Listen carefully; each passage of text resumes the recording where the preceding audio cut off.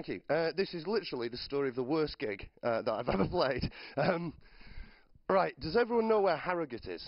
Harrogate in Yorkshire, yeah? It's really, really posh there, isn't it? I didn't know that, and I was supporting a TV comedian, and I killed the audience in a bad way. I should have known. I should have known when I turned up. It's the only comedy club that I've ever been to that had chandeliers.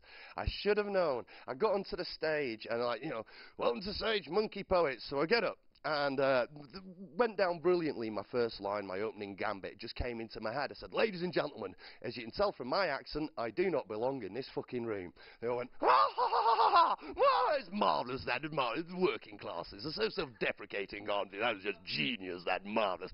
And then I began my set, in which I likened the current government to a horror film, the film Hostel, if anyone's familiar with that.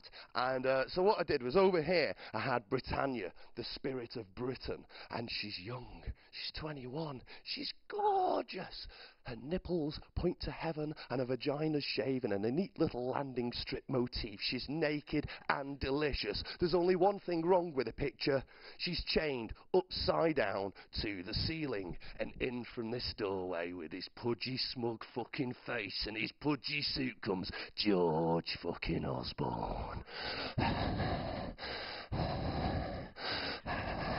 And he picks up a cutthroat razor, and he goes over to the dangling Britannia. At this point, the audience went, She's talking about Cousin George. And George goes, cut, cut, cut. I'm going to see how many cuts you can take before you die. And watching on a monitor 150 miles away in an underground bunker are Cameron and Clegg, and they're just mutually masturbating each other like this. And Clegg's going, I'm not too sure about this, Dave. I'm not too sure about this at all, mate. He's going mental in there. He's going mental in there. And Cameron's just going, harder, harder. Come on, Nick, get the rhythm. Get on the train. Choo choo choo choo choo choo choo choo choo choo choo choo choo choo choo choo choo choo. And Osborne has gone mental in the other room. He's sliced up the stomach and he rips out the intestinal tract. That's the guts of the country. That's the armed services. Don't worry about it, folks. G4S will take care of everything.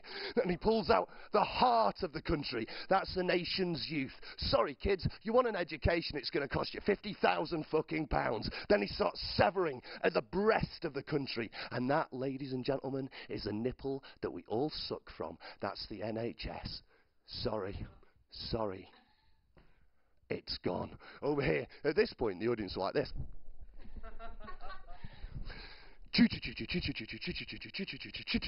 George unzips himself, takes his tiny hard cock and puts it into the dead, gaping mouth of Britannia.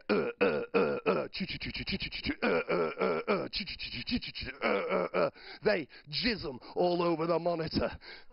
George jisms into Britannia's mouth, and George's cum is a mixture of acid, bile, and pure fucking smugness! And it melts through Britannia's brain pan, and her brains hit the floor like wet semolina. And over here, Cameron turns to Clegg. So I told you, Nick, it's just like it was when we were at school. Now, weirdly enough, I've not been invited back. And it's not as if I trust Red Ed Miliband either. Fiery Red Ed Miliband with his, I think strikes are wrong. Fuck off, Ed! Will no one speak for the fucking people of this country anymore? We're in a real... We've got freedom of speech. Everyone keeps on saying we've got freedom of speech. You know what? Yes, we have got freedom of speech. Do you know what that actually means? It means they are free to ignore us. Remember the Occupy protests where everyone around the world went into the stock exchange, went, bankers are bastards, bankers are bastards, bankers are bastards. And we tried it. And it was a very English protest, wasn't it? Because there was a policeman there and he went, further back, further back, further back, further back, further back. Further back. Try your chanting now. That's perfect. Absolutely ridiculous. I'm sorry, ladies and gentlemen, it's this simple. They will only listen to us when Jeremy Hunt's head is on a fucking stick. Thank you.